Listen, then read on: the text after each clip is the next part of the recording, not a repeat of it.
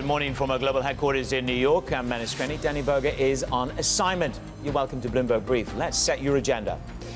A pause in the upward momentum as 42 record highs are minted in U.S. stocks ahead of the PCA data today. A razor-thin lead. The latest poll shows VP Harris edging just slightly ahead of former President Trump. And Israel softens its stance as the U.S.-led ceasefire proposal for Lebanon after days of escalation in attacks. This as the UAE pushes Washington on ceasefire efforts. For the U.S. to have that influence, exercise that influence, and not to shy away from exercising that influence is extremely important. More from my exclusive interview with the UAE diplomatic advisor to the president coming later this hour. So we're counting down to the PC this morning. You've got 42 record highs. There's a slight pause in these markets. That's all that I would say that you have. But I want to give you a much broader context. We have active Fed rate cutting. You've got a smorgasbord of monetary and fiscal policy from China. The risk of the ECB going live in October is now 70% on the back of the French inflation data. So the world is moving to a new regime of cuts. By the way, keep an eye on China stocks. You may need to rebalance your portfolio. David Tepper says buy everything in China. Money is flowing in, another $10 billion flowing into U.S. equities last week. Roll it over, have a look at the bonds. As I say, we are counting down to the PCE. And many people are saying this could be the validation in many ways for the 50 basis point cut that we saw from the Fed. And it could, in fact, drive us harder in the market to bet for bigger rate cuts to come. There you go, just 1 or 2 basis points lower this morning. This economy is strong. Jobless claims at a 4-month low. Of course, you got that data yesterday. Quick mention on dollar yen. Yen is soaring. Why? Because essentially you have Ishiba. He's been picked by the ruling party to lead, and essentially he's seen as a hawk. He's one of the people who did support the tightening that we saw at the Bank of Japan, and the market is coming round to thinking that there could be more hikes in the pike, coming down the pike, I should say, by December.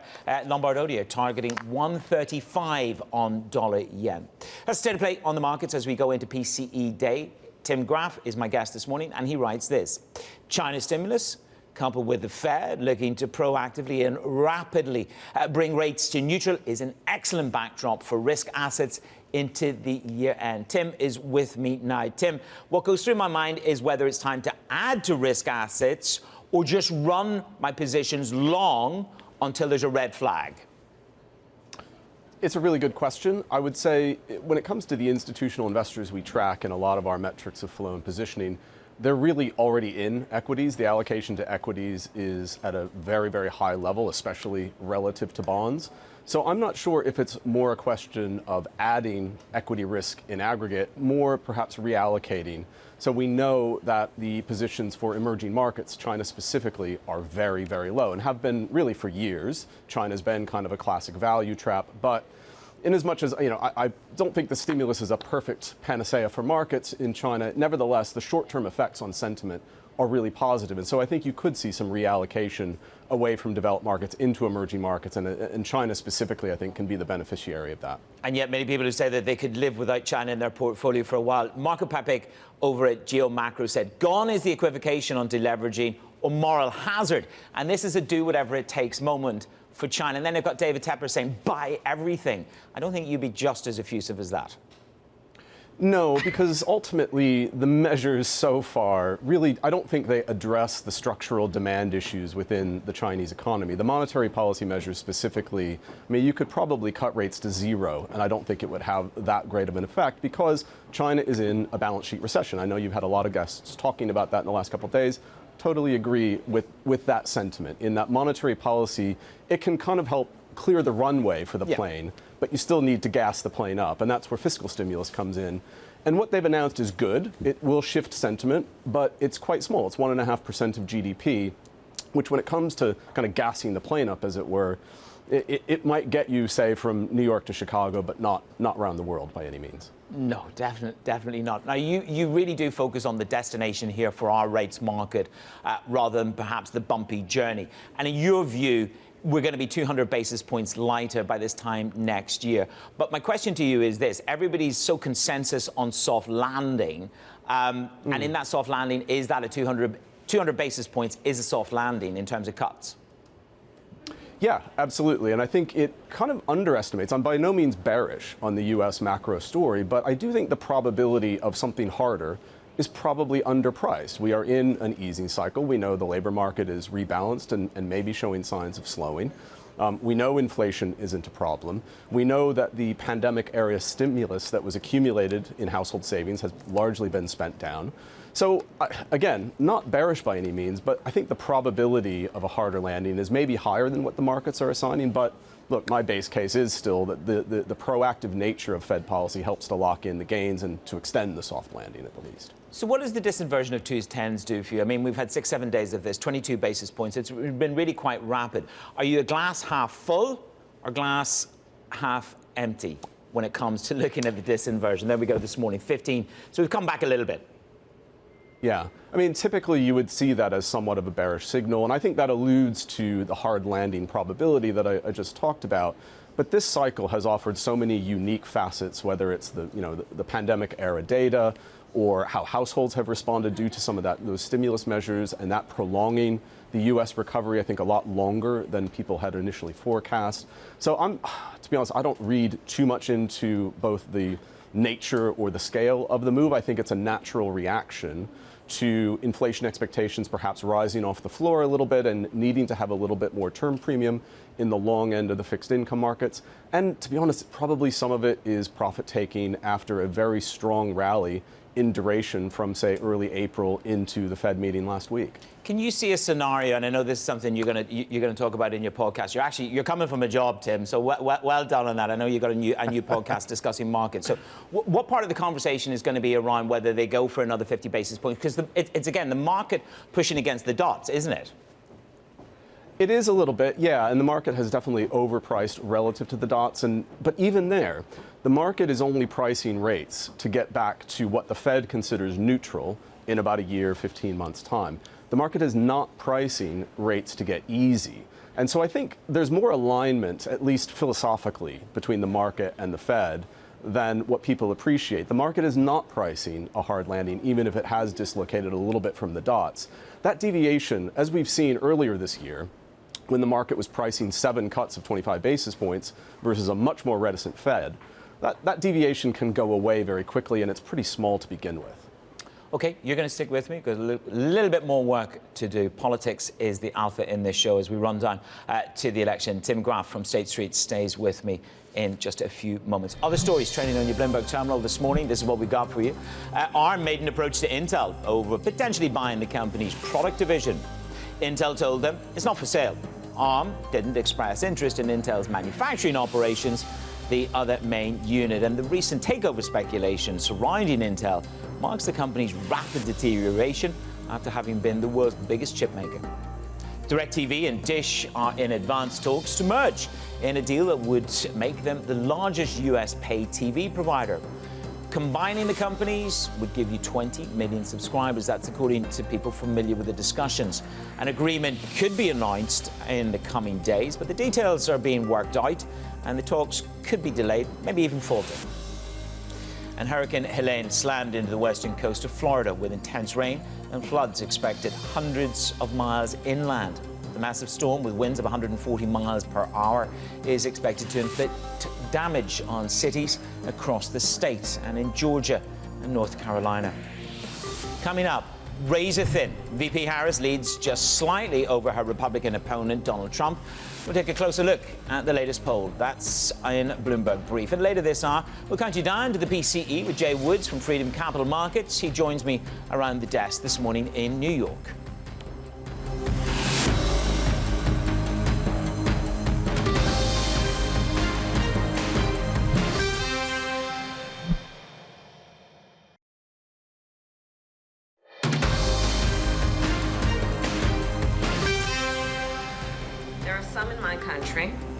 Who would instead force Ukraine to give up large parts of its sovereign territory, who would demand that Ukraine accept neutrality and would require Ukraine to forego security relationships with other nations.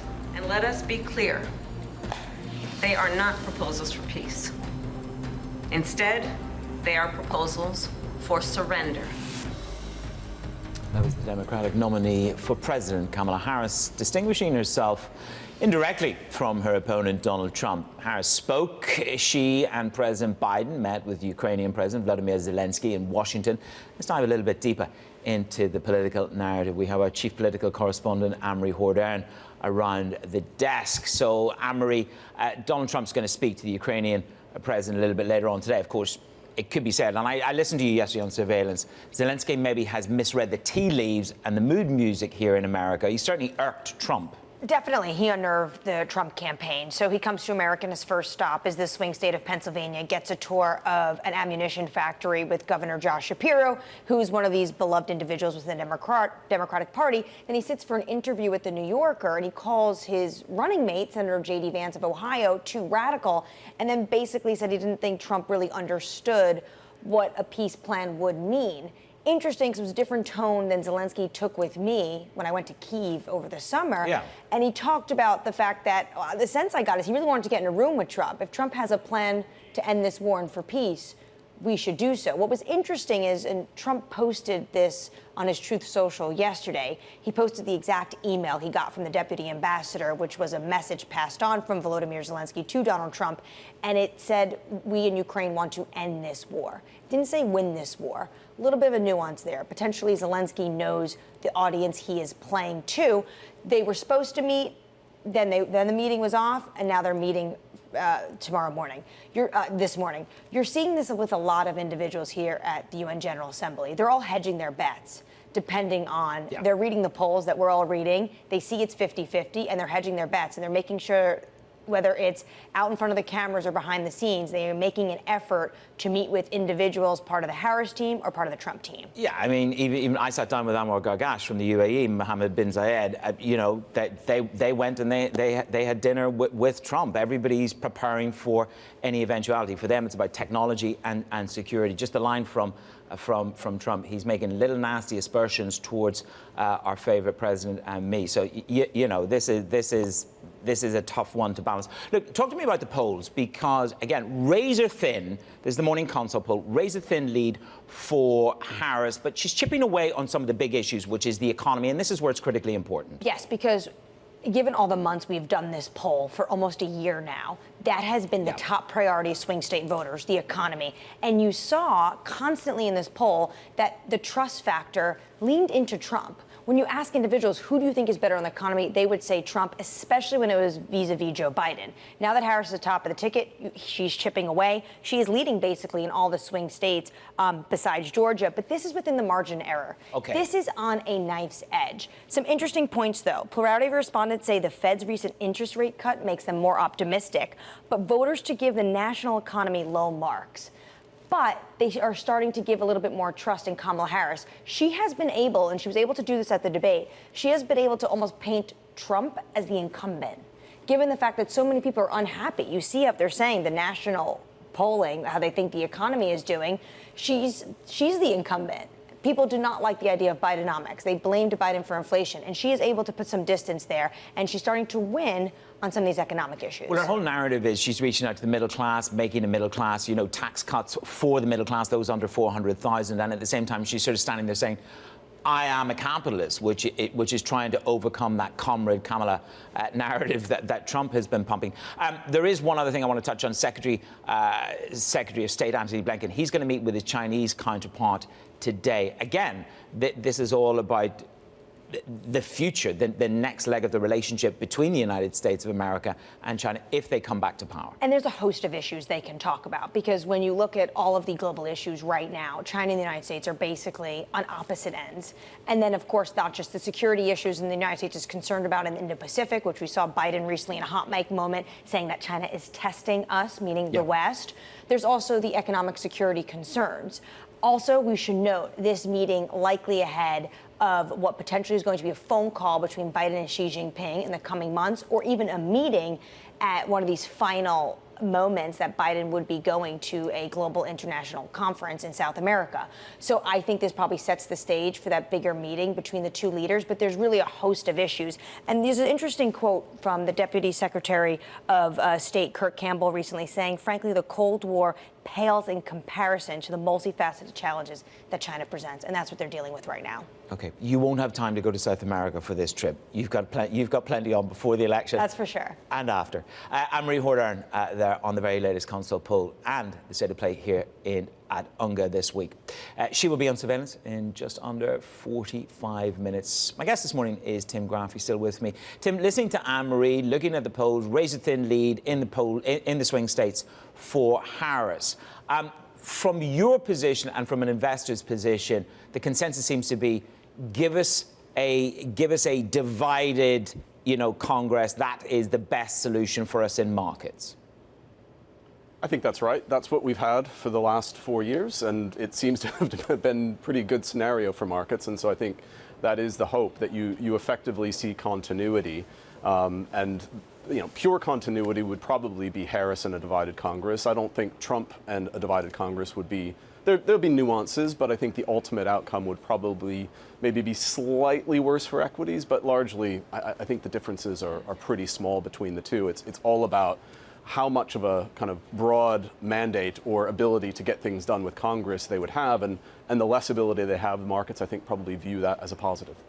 Do you believe in the inflationista narrative that's propagated around a Trump victory? He has very squarely said he will use tariffs, he will mount a campaign of deportation, etc., and go hard on immigration.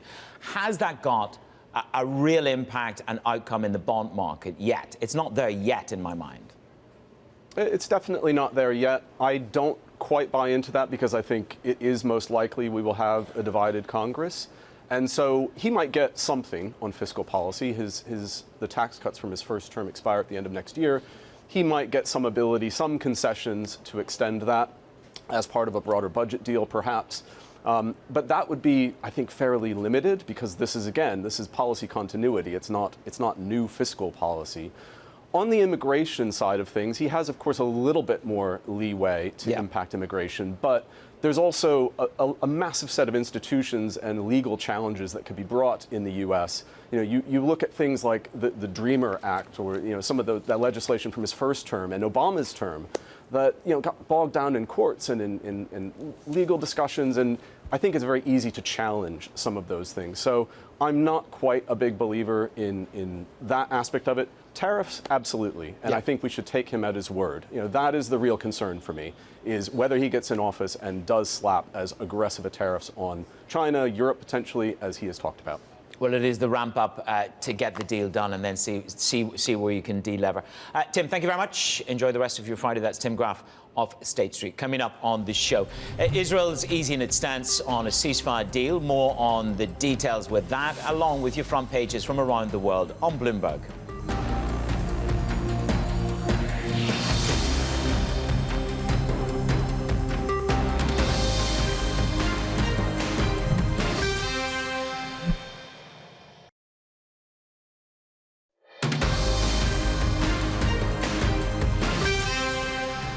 It's Bloomberg Brief. I'm Menace Crenny in New York. Let's get you up to speed with the front pages from around the world. First up, Washington Post. Japan's ruling party elects Mr. Ishiba as the new prime minister.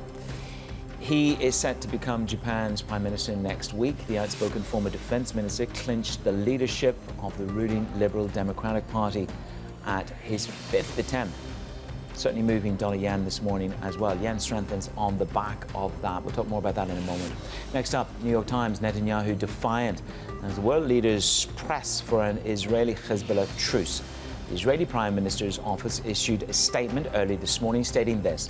The Times also reporting that the White House had believed that Israel was on board with a 3-week ceasefire before Israel initially defied the truce proposal. And the Financial Times, LVMH backs a Montclair chief. They're increasing their stake in the luxury jacket maker. The deal backs CEO Remo Ruffini and allows him to increase his shareholding in the Italian company. Moncler maintained its growth in the China market, while most luxury brands saw a little bit of slippage there. So that's had a really sort of knock-on effect right the way across the entire luxury sector. Not only will LVMH get involved in this 10% holding, but it's going to give them a seat on the board. And so you're seeing a nice carry through, carrying up 5.7%. Richemont, again, the bargain hunting. Katrina Dudley was with us yesterday, and she made it very clear this is where she wanted to go bargain hunting. Have a look at the sector, and you see this week in the European market, and this is very specifically where the bargain hunters perhaps have trained their sights. Snapshot of the bond market. We're kind of down to PCE later on today, plus 0.1% on the core. The headline will dip to 2.2%. So bonds are laser focused this morning.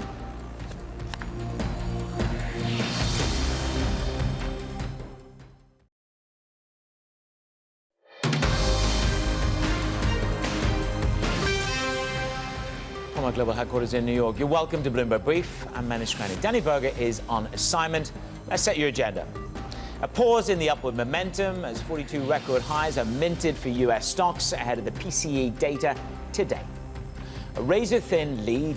Latest poll shows VP Harris edging just slightly ahead of the former President Trump. And Israel softens its stance on a U.S.-led ceasefire proposal for Lebanon after days of escalating attacks. This as the UAE pushes Washington on the ceasefire efforts. For the U.S. to have that influence, exercise that influence, and not to shy away from exercising that influence is extremely important. More from my exclusive interview with Dr. Anwar Gargash, the UAE diplomatic advisor to the president, later this hour.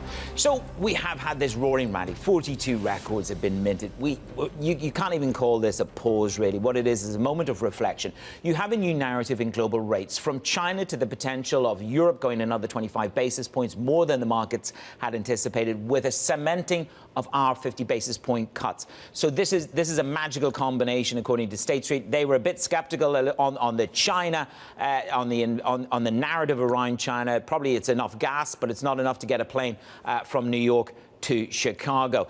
The bond market is going to be absolutely laser focused. It's taken its auctions quite well this week. Today is about validation day in many ways. Yields tick down ever so slightly. The PCE, core PCE plus 0.1%. The headline on PCE will dip to 2.2%. But personal spending is strong. Personal income, I should say, remains strong. We're looking for a nice bump in personal income. Jobless claims are at a 4-month low. GDP, solid. This economy is rocking.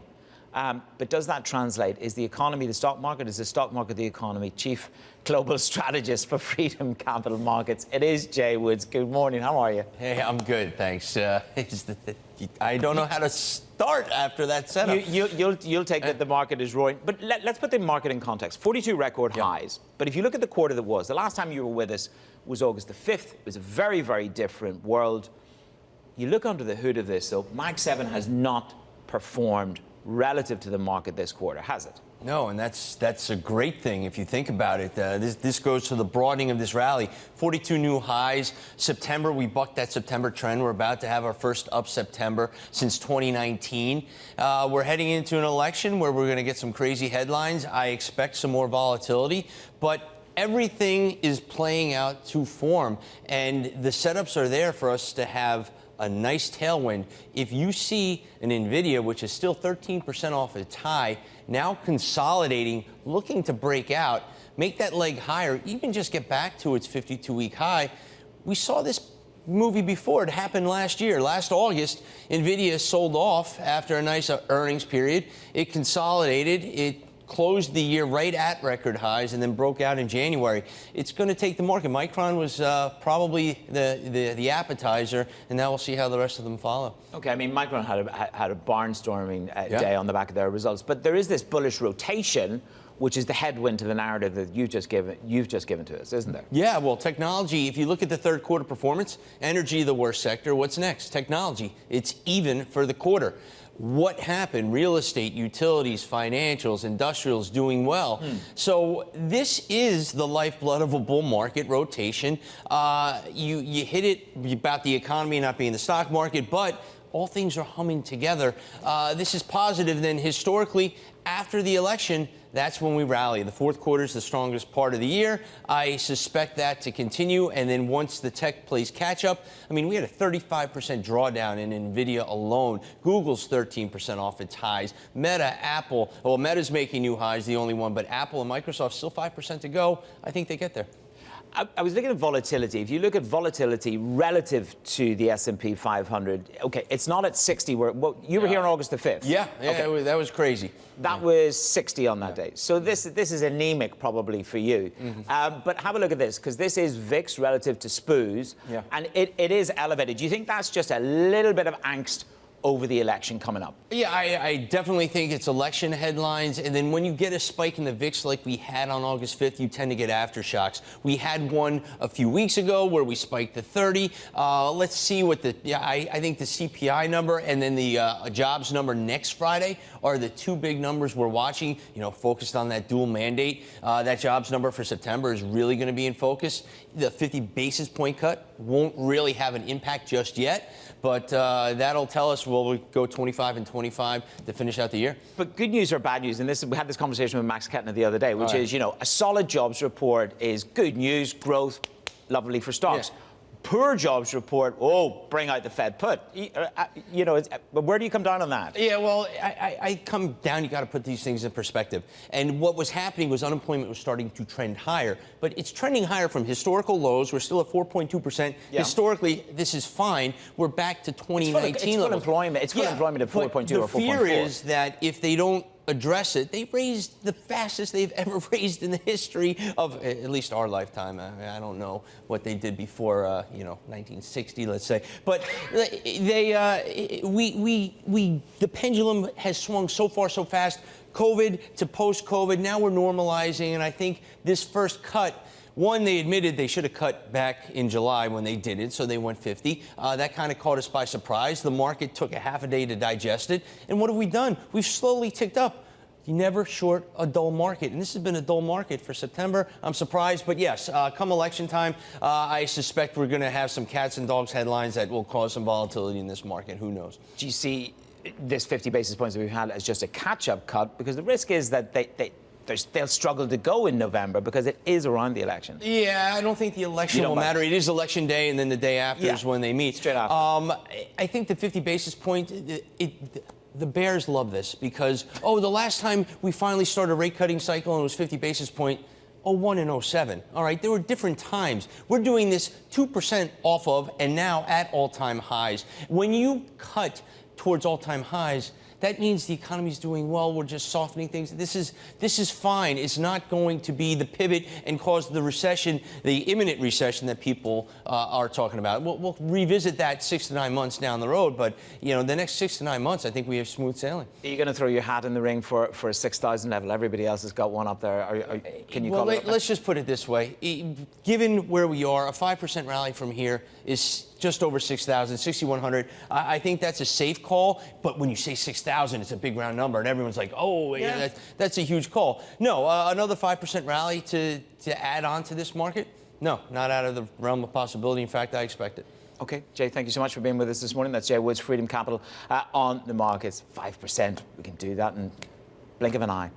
Coming up, President Harris is on a razor-thin lead over the former president, Donald Trump.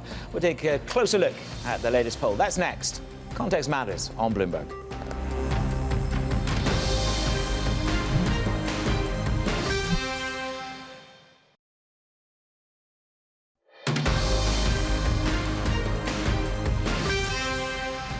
There are some in my country who would instead force Ukraine to give up large parts of its sovereign territory, who would demand that Ukraine accept neutrality and would require Ukraine to forego security relationships with other nations. And let us be clear, they are not proposals for peace. Instead, they are proposals for surrender. That was the Democratic nominee for president, Kamala Harris, distinguishing herself indirectly from her opponent, Donald Trump. Harris spoke as she and President Biden met with Ukrainian President Volodymyr Zelensky in Washington. Let's dive a little bit deeper into the political narrative this morning. We've got our senior White House politics correspondent, Gregory Corti. Greg, good to have you with me. Donald Trump, we understand, will meet with the Ukrainian president today. Now, there's been a few insults flying around, hasn't there, before this meeting? I mean, Trump has said he's making little nasty aspersions towards your favorite president, that's me. So Donald Trump's going into this meeting. It's going to be, at the best, testy at the start, one could say. Yeah, so this is something that we see world leaders do sometimes, is acknowledging the domestic politics of our support for Ukraine or Israel or some other ally, and really try to work this. So Volodymyr Zelensky went to Pennsylvania, Scranton, Pennsylvania, where they make artillery shells that are essential for the Ukrainian war effort. Donald Trump took that as a personal insult, and his allies on Capitol Hill are opening up a congressional investigation whether there was anything improper about that visit. This meeting at Trump Tower about 4 hours from now, maybe it's an olive branch, maybe it's an opportunity for Zelensky to try to reach some kind of common ground with Trump. But these are two sides that are very far apart, see this situation very, very differently. And Zelensky made some comments earlier this week as well about Trump's running mate, J.D. Vance, who is a sort of a chief critic of the Ukrainian war effort. And so, yeah, we see then Vice President Harris and Biden really trying to make this contrast, pledging $8 billion in new defense aid to Ukraine and really sort of setting up this very different contrast between the two candidates on this issue. Yeah, well, it's certainly going to be hotly watched this morning. We've also got a new poll from Morning Consult. That gives Harris, I think we're describing it as a razor-thin edge over President Trump. But it also tells us the populists want to know more about Kamala Harris and her policies, and she seems to have made a little bit of ground or chipping away on the economic front. Yeah, so one of the chief criticisms of Kamala Harris as she was elevated to the top of the Democratic ticket was that she really hasn't come out and explained where she stands on a lot of key issues, on inflation, on the economy. And then what happened was the debate earlier this month. She has now surpassed Donald Trump on the question of which candidate do you think has the most detailed plan. She's been out there talking about inflation, price gouging in groceries, the affordability of housing. Economists can quibble with her plans, say they're not detailed, say they won't work, but she's really addressing the issues that voters most care about, those kitchen table issues, and she's backing that up with millions of dollars worth of political ads in these seven key swing states talking about these issues. And that, I think, is what we're seeing. She's slowly starting to gain ground against Trump on some of these key economic issues. Yeah, and just the middle class component of it, you know, she went on tape the other day, I'm a capitalist, and she's making an 11-point advantage with the middle classes. Back to policy in this administration, you've got the U.S. Secretary of State, Antony Blinken. He is going to meet his Chinese counterpart today. And people are saying this is setting the stage or the theater for a much bigger conversation between Xi and Biden, or maybe even a meeting. Yeah, so obviously the U.S.-China relationship is very complicated, very difficult to manage.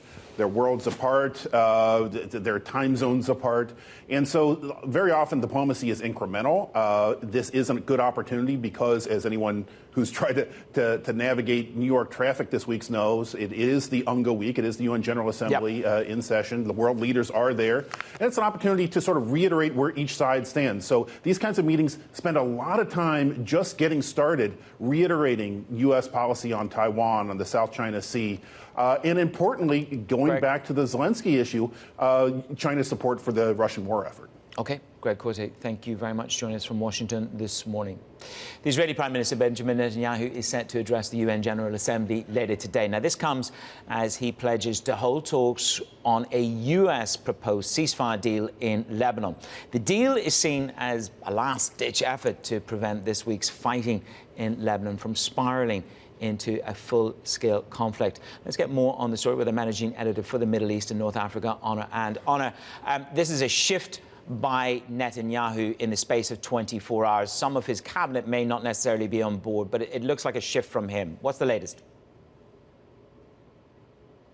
That's correct. The US and French-backed proposal to introduce a 3-week-long pause to the fighting between Israel and Hezbollah in Lebanon has been met with great skepticism, if not pushback, outright pushback in Israel, especially, as you said, some members of the ruling coalition led by Prime Minister Benjamin Netanyahu, including his Security Minister Itamar Ben-Gvir, who's a sort of far-right member of the cabinet. And we first saw that Netanyahu himself and the government was reluctant to give their full backing to this US-backed proposal, but there has been some shift over the last 24 hours, with Netanyahu's office saying that they're open to being a part of the discussions with regard to these talks. But nevertheless, there has been great skepticism in Israel about this proposal. Even the leader of main opposition, Naftali Bennett, who might as well be a contender against Netanyahu when elections are held in Israel, has said that the timing is not right for Israel to basically entertain such a thought because of the success of the operations against Hezbollah. And just briefly, we're going to hear from Anwar Gargash from the UAE in terms of their view lobbying America. Other regional powers and global powers, what's the very latest from the other protagonists of this ceasefire deal?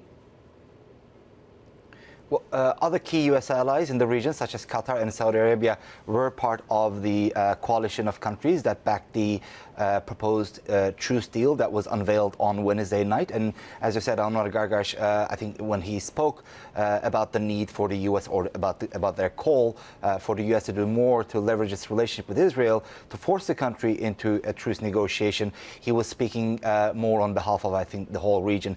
The feeling across the Middle East region has been quite uniform since the war began last year, that the U.S. should do more to provide incentive for Israel to be a part of the truce talks. Honor, thank you very much, Honor, and on the very latest on the Middle East. Well, I caught up with Anwar Gargash, the UAE diplomatic advisor to the president of the UAE. Let's take a listen. It's extremely important that the deal for a ceasefire works. We are, very thankful for the efforts of the United States and for France in this. We do really need to see a ceasefire in Lebanon. All these efforts are to avoid a ground invasion. Can that be avoided? How optimistic are you that that can be avoided? Well, again, the efforts are to avoid that. The efforts are also to avoid further human suffering. The efforts are to allow many of the civilian population in northern Israel and southern Lebanon to return, and the bigger picture also to avoid something that we've all been worried about collectively as the international community, which is an expanding war. But are you hopeful that we can turn this back? I think we should be hopeful, but we should press hard.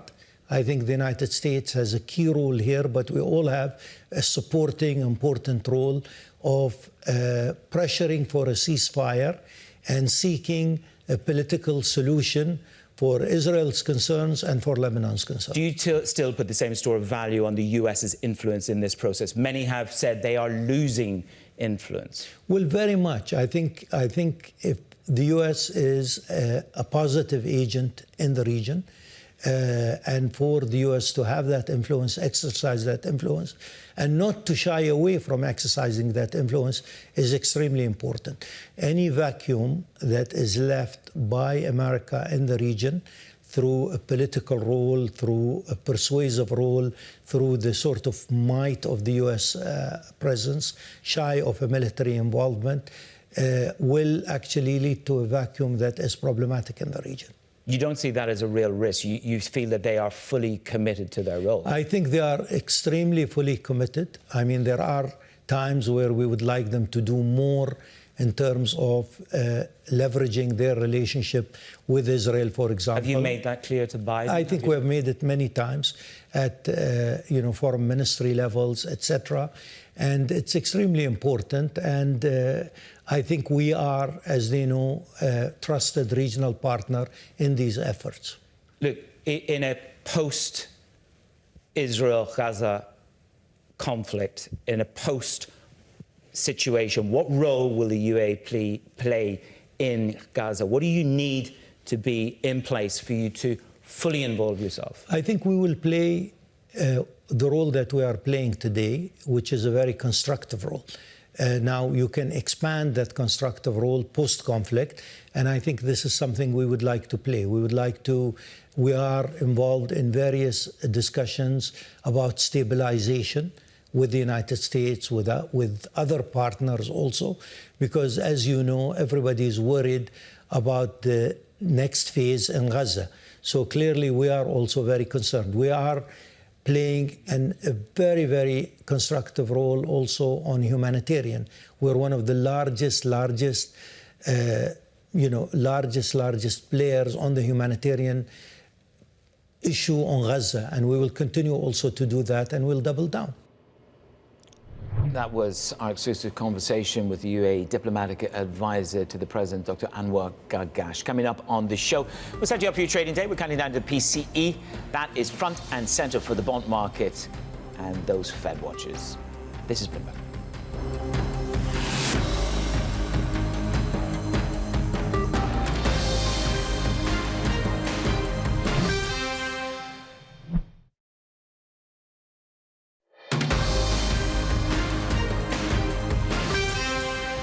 It's your Friday edition of Bloomberg Brief. I'm Menace Cranny in New York. I look ahead today. This is what we got: PCE, core PCE, along with personal income and spending data at 8:30 a.m. Expect a bit of a bump in the spending side and the core to drop. NVIDIA CEO Jensen Huang speaking at an event in Washington, D.C. at 12 noon. We just heard from Jay Woods there, of course, a big buyer of that name. And we'll hear from the Fed Governor Michelle Bowman at 1 p.m. Some movers for you. Costco extending a post-earnings decline. They missed on the revenue, stretched valuation. Supermicrocomputer falls after double-digit post-market plunge on the Justice Department, saying that it will review an ex-employee's claims that the server maker violated accounting rules. And then you've got Bristol Myers Squibb. They're gaining on approval for the first new type of schizophrenia drug in 7 decades. Some markets for you to keep an eye on. This is what we're going to check in. First of all, we've got the oil markets giving up nearly 6% on the week. We said, again, there is fundamental concerns in this market that you're going to have new Saudi barrels and Libyan barrels coming down onto the market. Libya adding maybe an additional 500,000 barrels, and Saudi, OPEC Plus, aiming to add back 180,000 barrels by December, the beginning of December. I'll leave you with a snapshot of equities because there's a lovely note from Bank of America, the flow show. We're steady as she goes at the moment, 5,800. There's a coalition of the willing in terms of rate cuts and China policy. Bank of America, you've got a bubble dream. The Fed are slashing, oil is crashing, China is inflating. The world stock market cap is set to surpass October 2021. Who doesn't like a bubble dream? Surveillance is up next. They'll keep the dream alive. This is Bloomberg.